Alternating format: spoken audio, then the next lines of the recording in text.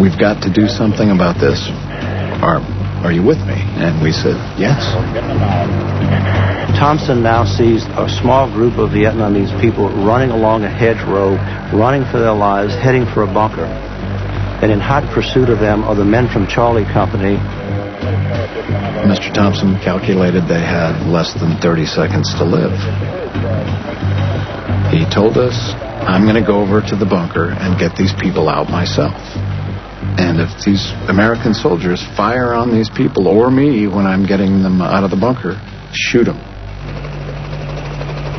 I remember thinking, how did we get into this? I was probably less than 50 yards from this helicopter. And I remember the door gunners of that helicopter pointing their machine guns directly at me and thinking, oh my God, what are they going to do? 3 people came out, 6 people came out, 12 people, there were 11 or 12 people came out of this little bunker. That's when he got on the radio and called a friend of his, Dan MYLAI, a gunship pilot. And he said, Danny, I need a favor. Hugh and his crew had a group of people gathered up to be taken out. And I landed the helicopter, put them on, and we left with them. The gunship just never landed out in the boonies like that to pick up somebody. It was just not done. I don't know why we did it, other than the fact that those people need to be out of there. We went back to the ditch, and I saw some motion down in the ditch. I saw this child move.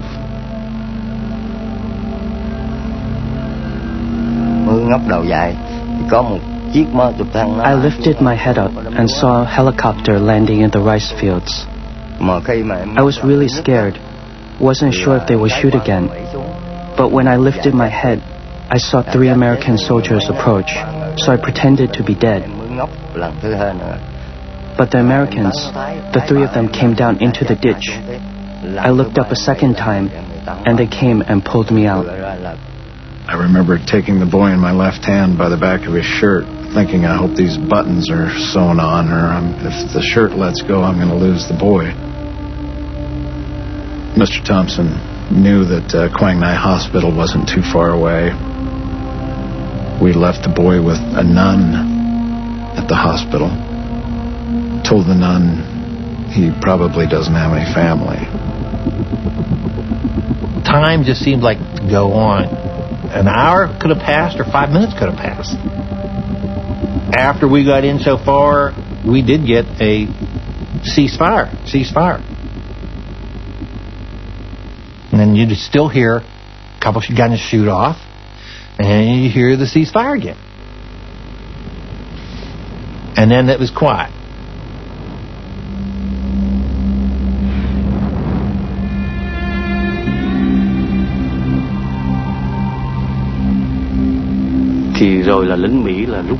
They left my village in blood and fire.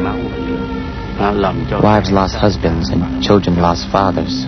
And our homeland and village were destroyed.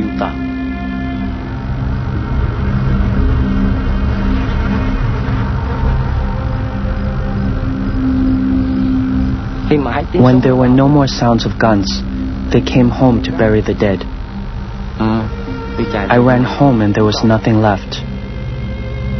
My house was burned and destroyed. I couldn't recognize my relatives. They were all burned. There was nothing left. My grandmother. I called to her, Grandma, Grandma. I thought she was almost dead. She raised her hand up. She said, Grandma's here, dear, lying here. They shot me right in my arm.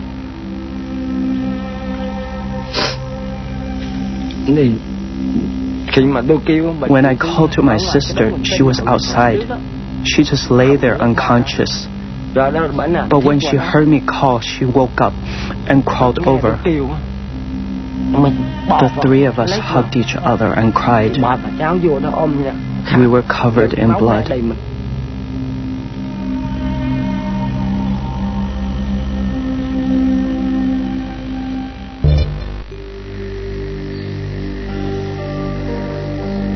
The cover-up of MYLAI began immediately. As soon as they got back to their base, too many people knew that something odd had gone on.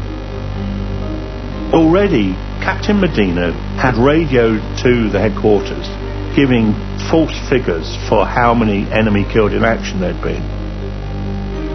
The official count was that 123 Viet Cong had been killed. So that cover-up was constituted within hours, really, of them arriving home. After the MYLAI operation and we returned to base camp, Captain Medina told us, do not answer any questions from anyone, news reporters or anybody else, about this last mission. We all thought that we were going to get in big trouble. And so we didn't talk much about it. The rest of that day, we just started moving on deeper into the peninsula. We were told to take the high ground. And Medina specifically said, don't go past the wire because there's an old Korean compound up there and it's heavily mined. We got to the wire and Callie said, okay, you and you, we're going up the top. And Callie took MYLAI as the point man. They just barely got out of sight, and MYLAI stepped on a mine, blew his foot off. And when they were medevacing him out, the last thing he yelled at Callie was, God got me, he'll get you, for what we did. I don't remember if it was that day or the next day. All I remember is I was wearing the same fatigues, and they were covered in blood. Mr. Thompson wanted me to come up and meet him and report what we'd seen to Colonel Henderson. Hugh went in first, came out, didn't say anything, just showed me the door. I went in and told Colonel Henderson exactly that there was unnecessary killing of civilians going on that day. A lot of civilians.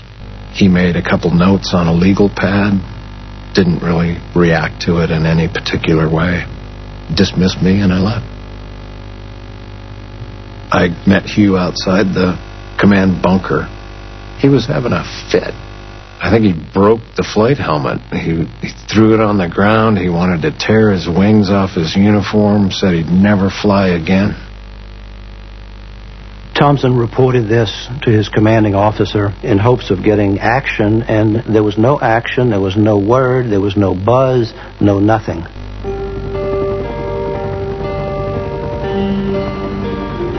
After MYLAI, they sent him out by himself in very dangerous areas. He crashed 4 or 5 helicopters within a 2-3 month period. And he was beginning to think, and I don't think he was being irrational, he thought that someone was trying to make him go away. The higher-ups in the Army understood that something like this could get them court-martialed, could get the men under them court-martialed. So the picture that the military publicity machine attempted to put out was that there was no MYLAI massacre, that American soldiers were not involved in the killing and the slaughter of women and children and old people. This is simply communist propaganda, and it's not true. This is 1968. Killing civilians by that time in Vietnam was an issue. Because, of course, all the way up to Johnson, they were trying to calm people down in the United States. So there wasn't any doubt about the reason for them wanting to cover it up.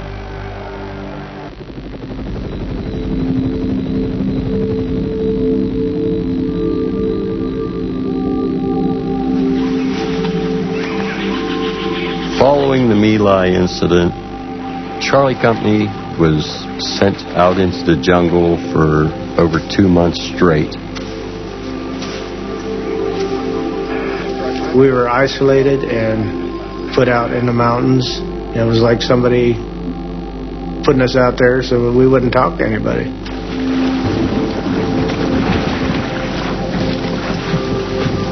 54 days. 54 days we were out. No change of clothes hardly. We were sick. We all got dysentery. I truly believe that we were sent there to never return. That we were never going to make it out of there. And that just stuck in my mind. Why are they doing this? Why are they sending us out at night? You know, to get rid of these 12 people here? And then next night they send another 12 and get them? The company changed after that. And it was like nobody cared anymore. That, you know, it was all it had all been a game, and the game was over, and we got whooped.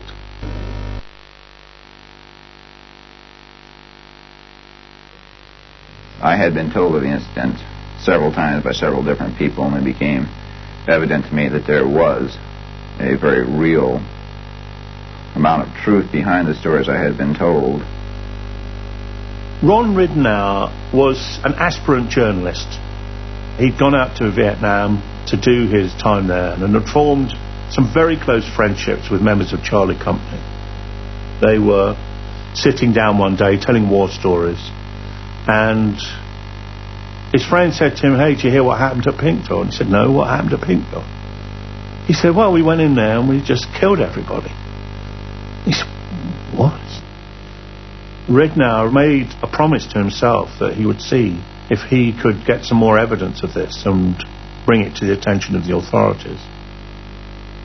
After my return from Vietnam, I wrote a letter, a long, definitive letter, which explained what the situation was as I knew it, and exactly how I came across the information, and what information I had, and I called for an investigation. I made 30 copies of this letter and sent out 30 copies to various congressional leaders and administration. Inquiries started to be made of the American military. Where is this place, Pinkville? What has happened here? One of the investigators of the Inspector General's Corps is sent out to interview members of Charlie Company who are still in the military and subject to military discipline, and in very short order the information goes up the chain of command, and people in the Pentagon know that something pretty awful has happened. The machinery of justice starts moving, and so it's not going to be kept inside the Army. And then finally Haberly decides to sell those pictures. The Cleveland plain dealer printed today a series of photographs it says it got from an Army combat photographer, and it says the pictures show the bodies of South Vietnamese killed by the Americans.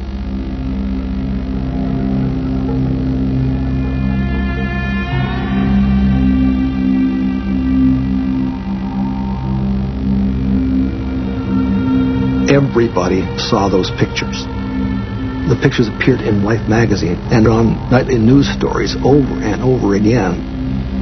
We'll now show the pictures published in the Plain Dealer and photographed from the newspaper, accounting for the poor quality. They were taken by Ronald Heberly while on a combat assignment for the Army.